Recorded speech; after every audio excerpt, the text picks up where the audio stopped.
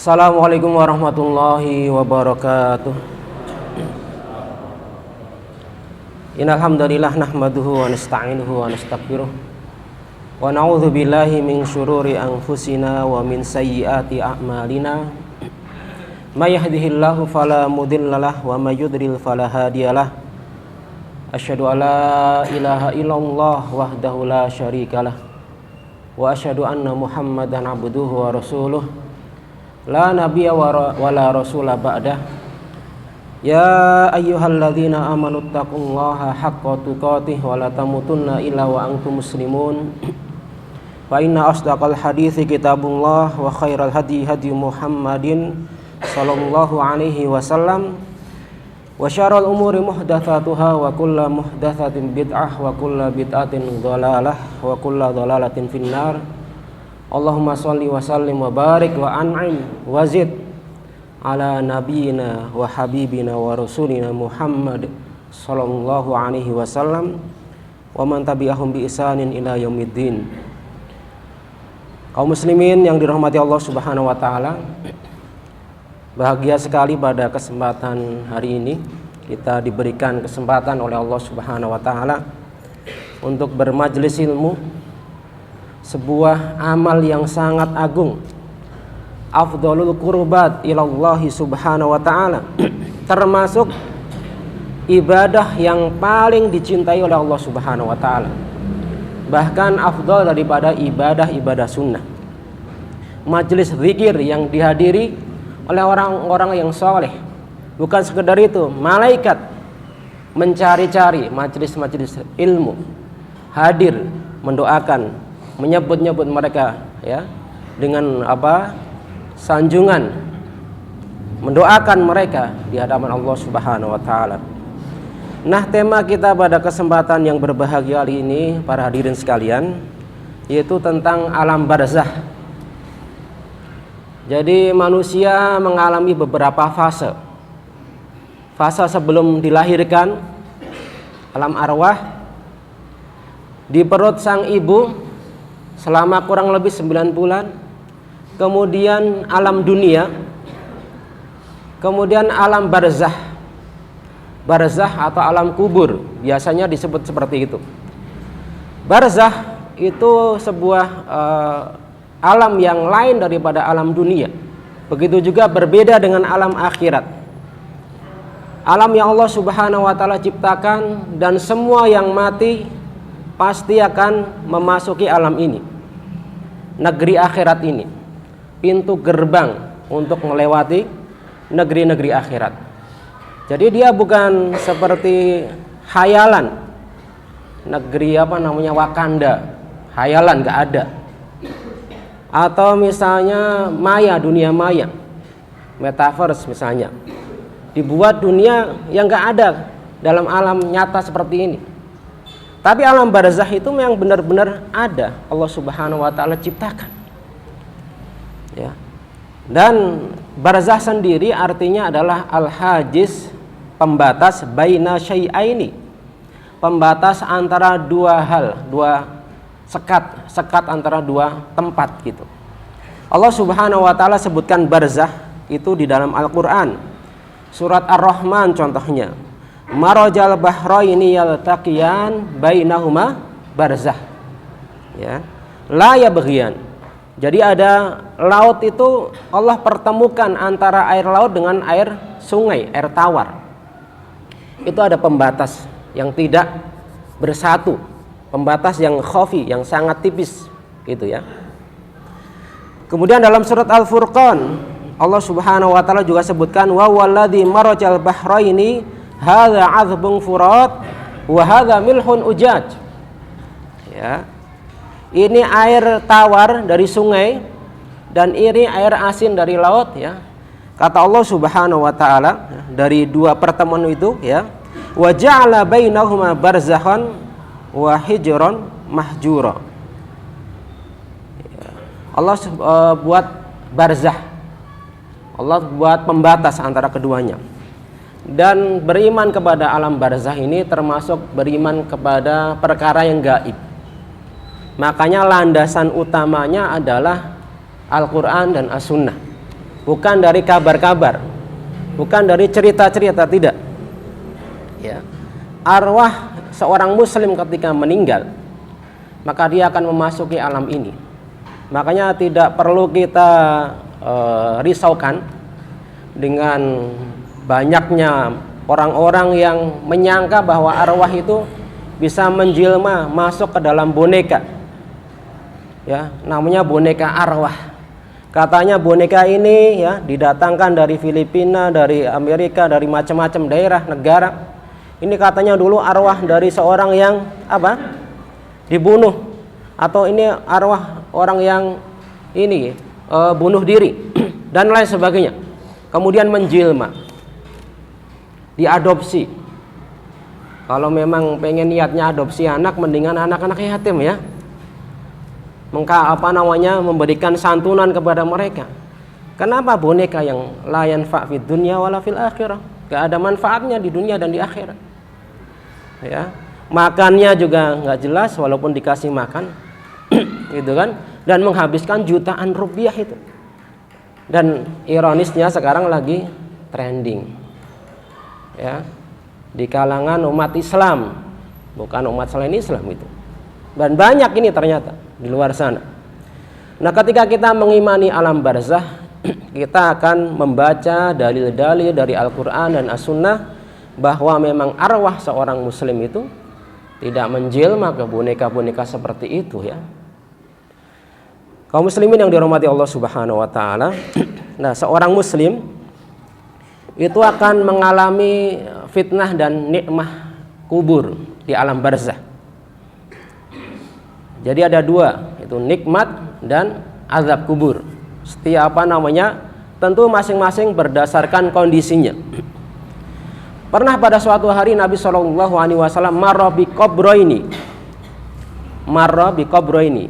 Jadi berjalan melewati dua kuburan. Kemudian beliau bersabda, innahuma la yu'adzabani. Kedua kubur ini sedang diazab. Nah, ini yang mengabarkan beliau tahu bahwa penghuni kubur itu sedang diazab itu Allah Subhanahu wa taala. Dan beliau dikasih tahu oleh Allah Subhanahu wa taala, termasuk kabar yang gaib. Makanya kita nggak bisa menerka-nerka ketika melewati kuburan, ini sedang diazab, ini sedang mendapatkan nikmat. Dan tidak bisa memastikan. Kemudian beliau melanjutkan, wa innahuma la yu'adzabani fi kabir. Keduanya diazab itu karena perkara yang sangat ya bukan remeh, besar itu. Amma ahaduhuma fakana yamshi binamimah. Penghuni kubur pertama kenapa diazab?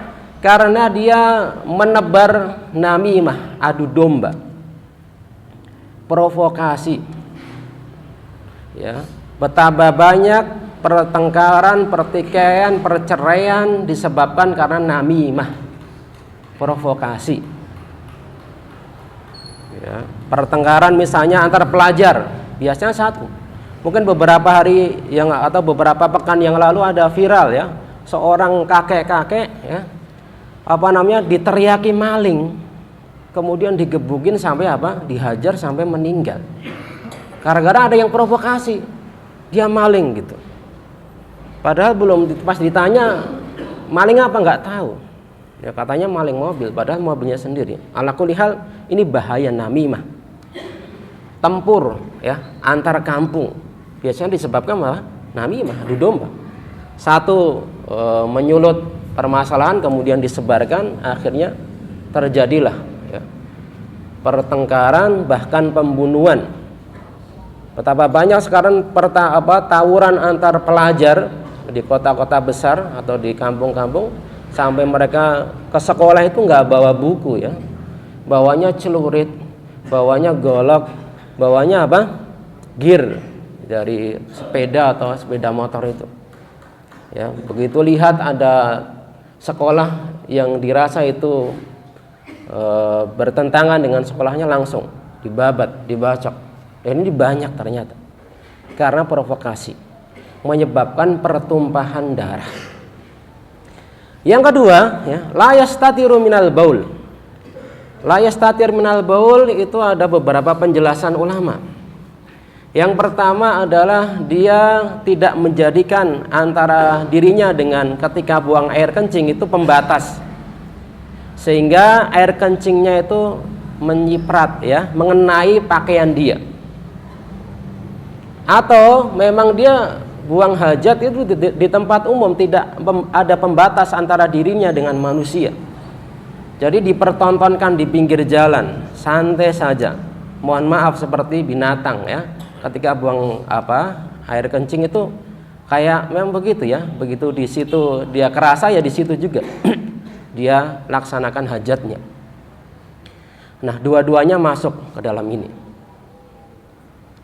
Kenapa ini disebut sebagai dosa yang kelihatannya remeh tapi menjadi faktor utama azab kubur? Namimah itu adalah dosa yang menyebabkan pertumpahan darah. Dan pengadilan Allah antara manusia dengan manusia yang pertama kali itu masalah darah. Antara manusia dengan manusia apa? Masalah darah. Antara manusia dengan Allah, dengan hambanya, itu masalah sholat. Nah, sholat ini kan syaratnya adalah suci apa? Badan dan pakaian. Nah, kalau tadi dia buang hajat, kencing sembarangan, menyiprat di pakaiannya atau tidak dibersihkan, nah ini menyebabkan sholatnya tidak sah. Dan pertama kali ditanya antara hamba dengan Allah itu apa? Tanyanya tentang sholatnya, dievaluasi sholatnya. Nah, ini para hadirin sekalian yang dirahmati Allah Subhanahu Wa Taala. Hadis ini menyebutkan bahwa azab kubur itu sesuatu yang apa? Yang memang nyata, yang disebutkan oleh Nabi Shallallahu Alaihi Wasallam. Kemudian setiap penghuni kubur dia akan ditanya dari kalangan orang beriman ya, karena di sini Ahlussunnah wal Jamaah sendiri berbeda pendapat apakah yang dikasih fitnah itu pertanyaan ini orang muslim saja, orang kafir tidak ya. Ada 3 pendapat. Sebagian mengatakan semuanya ditanya. Nah, ini khusus orang beriman saja. Yang kedua, yang ketiga tawakuf ala kulli hal. Orang yang beriman akan ditanya dengan 3 pertanyaan. Kelihatannya simpel. Ditanya man rabbuka, siapa Tuhanmu? Jawabnya apa? Apa jawabnya? Allah Subhanahu wa taala. Rabbuna Allah, Rabbi Allah. Gampang kan? Kemudian, apa agamamu? Apa jawabnya? Islam. Ya. Kemudian lagi ditanya siapakah man hadzal rajul? Siapakah laki-laki ini? Maksudnya Nabi Shallallahu Alaihi Wasallam. Ini adalah Rasulullah Muhammad Rasulullah Shallallahu Alaihi Wasallam. Ini gampang sekali sekarang kita hafal dan kita ucapkan. Beda nanti ketika didatangi 2 malaikat. 2 malaikat yang wajahnya penampilannya sangat menyeramkan. Kalau teman-teman di jalan misalnya ya, mungkin ada yang pernah ya ditodong pakai senjata, pakai golok, pakai pisau begini, udah kadang jurus-jurusnya lupa itu ya. Yang ingat jurus kabur gitu kan. Jurusnya lupa gitu kan. Kalau kondisi takut itu orang itu lupa hafalannya. Kecuali membiasakan diri seperti itu. Nah, akhirnya didatangi 2 malaikat yang sangat dahsyat sekali ya. Kemudian bertanya itu yang menjadikan orang ketakutan.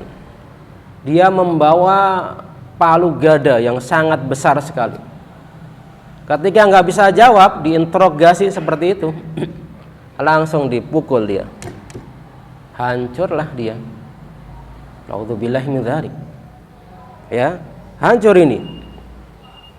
Nabi Shallallahu Alaihi Wasallam bersabda, fa'amal kafir wal munafik fayakulani lahu, makung tatakulu fi hadzal rajul. Orang kafir dan munafik ditanya, bagaimana menurut pendapatmu tentang Nabi Muhammad Shallallahu Alaihi Wasallam? Fayakulu la adri, ya, nggak tahu saya siapa beliau. Ya. Kemudian apa? Kuntu aqul ma yaqulun nas. Aku berkata sebagai manusia berkata, ikut-ikutan saja, nggak punya jawaban yang pasti.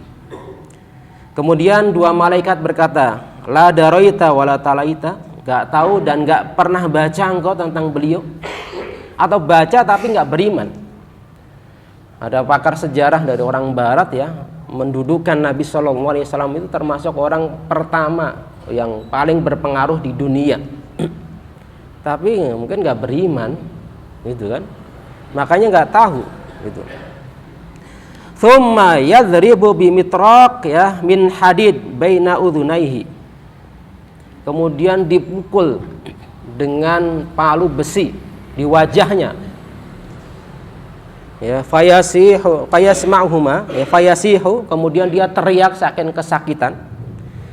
Didengarkan oleh banyak makhluk ya, kecuali atsaqalaini, manusia dan jin. Barangkali binatang-binatang mendengar itu, tapi manusia dan jin tidak. Nah, kalau misalnya mendengar itu akan ya hikmah dari beriman kepada alam barzah atau azab kubur itu akan hilang, karena dia orang akan ketakutan gitu ya. Orang akan ketakutan itu. Tidak diperdengarkan oleh Allah ya kepada manusia dan jin. Kemudian kaum muslimin yang dirahmati Allah Subhanahu wa taala ya. Di antara azab yang diterima oleh penghuni kubur yaitu ditampakkan kepada mereka neraka setiap pagi dan petang. An-naru yu'raduna 'alaiha ghuduwan wa 'ashiyyan. Kepada para Firaun dan para tentaranya itu setiap pagi dan petang mereka itu diperlihatkan tempat duduknya di neraka. Itu kan ngeri ya, besok kamu tempat tinggalmu di sini itu. Padahal ini ya, padahal neraka yang sangat mengerikan itu. Nanti ya para hadirin sekalian akan mendapatkan fasilitas begini dan begitu setelah kajian misalnya.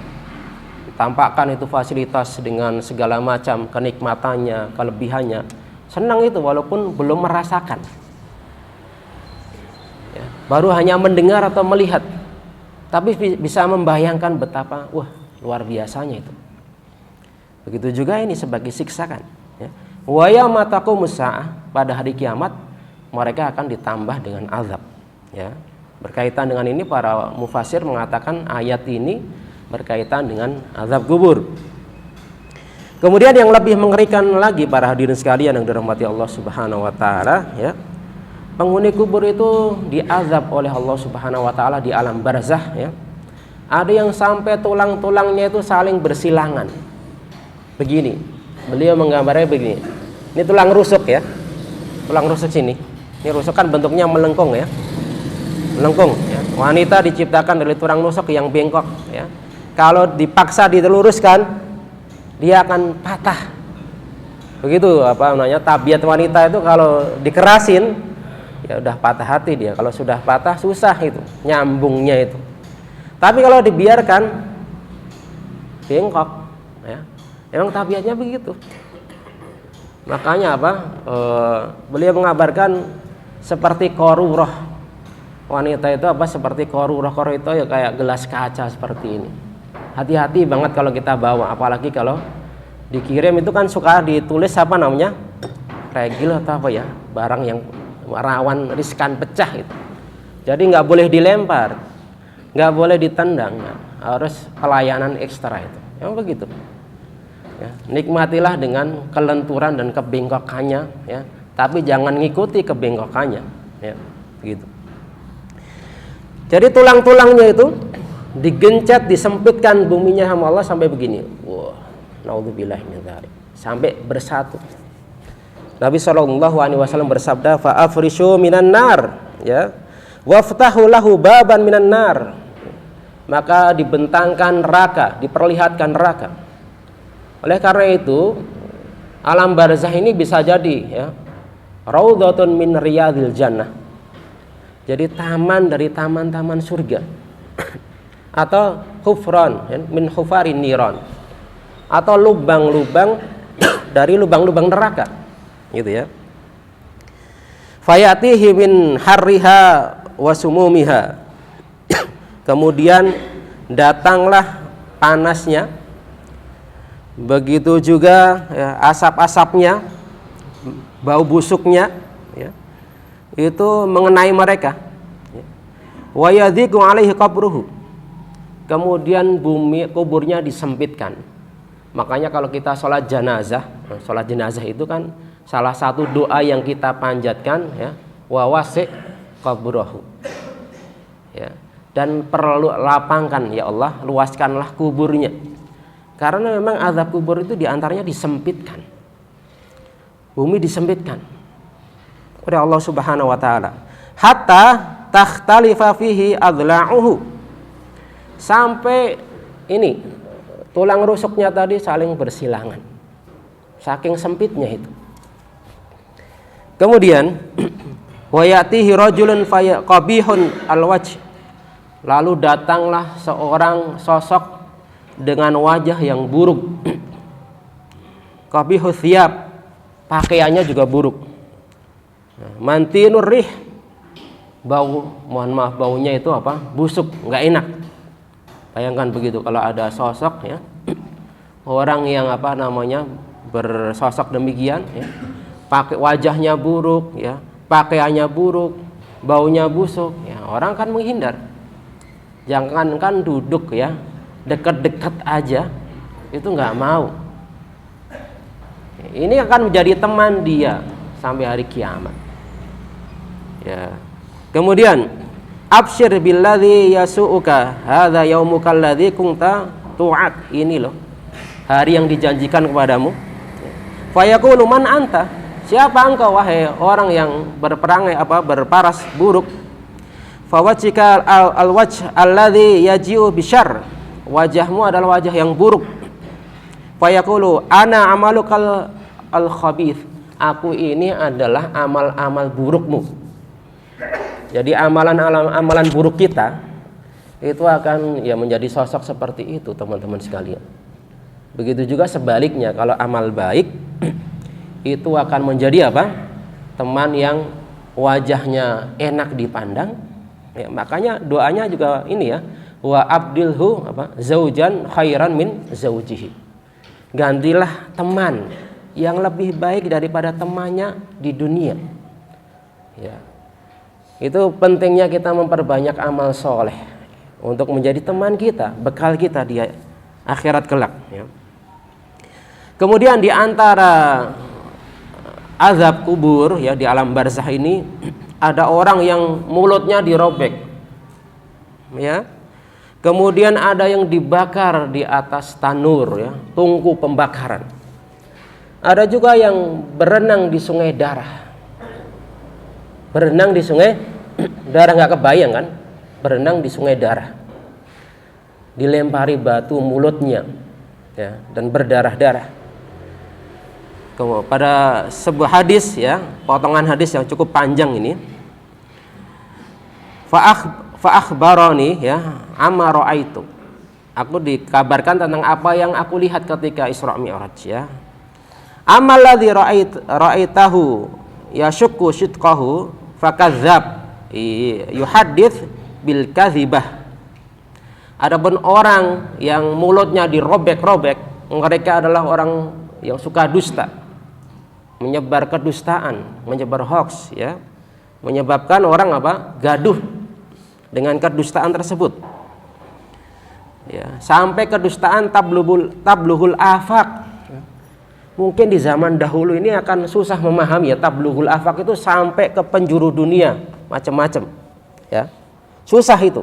Tapi sekarang kita bisa melihat betapa kedustaan yang disebar di media sosial itu dalam waktu 1 menit bisa bisa sampai kemana-mana ini ya, bisa sampai kemana-mana. Ufuk barat sampai ufuk timur itu sampai dengan media sosial. Dan beliau sallallahu alaihi wasallam sudah mengabarkan kedustaannya menyampai sampai ufuk barat dan ufuk timur ya. Makanya naudzubillah mulutnya disobek-sobek. Kemudian adapun mereka yang ini ya, kepalanya dipecah ya, dilempari batu, dipecah ya di atas batu. Disebutkan oleh Nabi sallallahu alaihi wasallam, waladzi ra'aitahu yasdahu ra'sahu farajulun 'allamahullahul Qur'an fanama anhu bil-lail walam ya'mal fihi bin nahar. Orang yang Allah ajarkan Al-Qur'an tapi ditinggalkan di malam hari. Ini juga mengerikan juga ya. Bukan berarti kita terus nggak belajar Al-Quran, nggak menghafal ayat Al-Quran, enggak ya. Kemuliaannya terlalu tinggi. Tapi kalau kita menyepelekan juga ancamannya terlalu berat juga ya. Dikasih Al-Quran nggak digunakan sholat malam, kemudian tidak diamalkan di siang hari, naudzubillah, kepalanya dipecah di atas batu. Kemudian waladzi ra'aitahu fi thaqab ya fahum az-zunnah, yang kau lihat dari dalam tungku pembakaran itu adalah para pezina, naudzubillahi min dzalik. Ya. Jadi ini para hadirin sekalian tentang alam akhirat ya, alam barzah yang Nabi SAW sebutkan. Ada juga yang diazab oleh Allah Subhanahu wa taala itu, yaitu mohon maaf payudaranya ini bagi wanita itu dicabik-cabik oleh ular. Ular ya. Tahu ya, ular itu kalau di dunia aja ular sebesar kelingking aja orang takut. Sebesar kelingking. Padahal belum tentu ular itu berbisa ya, tapi kalau ngelihat ular kenapa rata-rata ini takut. Apalagi kalau ular kobra king begitu ya. Jangan main-main itu. Karena berbahaya itu. Nah, kata Nabi sallallahu alaihi wasallam, fa idza ana binisa tanhashu fatyahunna al-hayyat. Aku pernah melihat para wanita diazab ya. Payudara mereka dicabik-cabik oleh ular besar ya. Faqultu ma balu haula. Siapakah mereka itu? Faqala allawati yamna'na auladahunna albanahun. Yaitu wanita-wanita yang melarang ya, tidak memberikan hak penyusuan kepada bayi-bayi mereka, padahal tidak ada udzur syar'i. Maksudnya udzur syar'i apa? Misalnya mohon maaf air susunya nggak keluar, ada itu di antara ibu-ibu yang melahirkan memang air susunya nggak keluar, jadi diganti dengan itu ya, air susu mungkin dengan penyusuan gitu. Kalau di dalam Islam itu solusinya rodhoah. Rodhoah itu dicarikan ibu susuan begitu ya, nanti ditulis nasabnya dan sebagainya, hukumnya beda macam-macam gitu ya. Nah, kalau sekarang ya dikasih itu ya, susu formula dan lain sebagainya. Ya, yang jelas ini ini merupakan bentuk kezaliman. Kenapa? Karena bayi itu nggak bisa ngapa-ngapain, nggak bisa nyari makan sendiri, minum sendiri ya. Dan gizi yang paling baik itu ya air susu ASI yang nggak tertandingi itu, apalagi 6 bulan pertama nggak tertandingi itu dengan lezatnya makanan-makanan apapun ya, dan dia hanya bisa mengonsumsi seperti itu. Nah, kalau dia tidak mau disusui, apalagi dibuang di tempat sampah, di kebun, di sungai, betapa dosanya wanita-wanita seperti ini. Nah, para hadirin yang dirahmati Allah Subhanahu wa taala, ini hanya sekilas ya tentang alam barzah. Ada azabnya yang daim itu terus menerus, continue sampai hari kiamat. Ada azab ya, siksa di neraka di alam barzah itu yang munqati, artinya hanya temporer, waktu tertentu. Kalau sudah Allah kehendaki berakhir itu. Ini bagi mereka yang melakukan dosa kemudian mendapatkan rahmat Allah atau mendapatkan kiriman-kiriman pahala, ya kan, kiriman-kiriman pahala dari anak dia, doanya, teman-teman dia ya. Dan makanya pentingnya gitu ya, kita memiliki generasi yang soleh dan solihah ya, dapat mengirim, atau misalnya mungkin wakaf atas nama dia, itu akan membahagiakan ya para penghuni kubur, karena mereka sudah nggak bisa beramal lagi ya. Seandainya mereka ditanya pengen ngapain, dia pengen hidup di dunia beramal soleh, fa'atasaddaq wa aku minas solihin, bersedekah. Kenapa disebutkan bersedekah? Karena yang paling bermanfaat ya, ibadah paling bermanfaat bagi penghuni kubur itu salah satunya bersedekah ya. Kan dalam hadis kalau Bani Adam itu meninggal kan terputus kecuali 3 hal kan ya, ilmu yang bermanfaat, waladun soleh yang mendoakan, anak soleh yang mendoakan kedua orang tuanya, kemudian shadaqatun jariyah ya. Kata para ulama, ilmu yang bermanfaat ini lebih utama daripada 2 yang ini ya, anak soleh dan sedekah. Makanya bersemangatlah untuk menebar ilmu soleh, karena dia tidak terbatas. Kalau sedekah, misalnya buku mushaf itu begitu rusak ya sudah kan. Manfaatnya kadang kalau nggak hilang ya berkurang, ya kan. Kalau waladun soleh, anak soleh, kadang generasi tertentu, generasi kedua, ketiga atau keempat, nggak sampai 7 generasi mungkin kesolehannya berkurang. Tapi kalau ilmu itu menyebarnya sangat-sangat cepat ya, dan sangat bermanfaat terus menerus. Orang bisa mengajarkan Al-Fatihah, Al-Ikhlas, An-Nas, Al-Falaq dibaca seumur hidup, setiap sholat dibaca terus ya. Berapa pahala yang didapatkan dari seorang guru yang mengajarkan Al-Quran ini ya. Orang tahu sunnah-sunnah Nabi SAW diamalkan, diajarkan lagi. Nah, dan sangat tidak terbatas ini ya.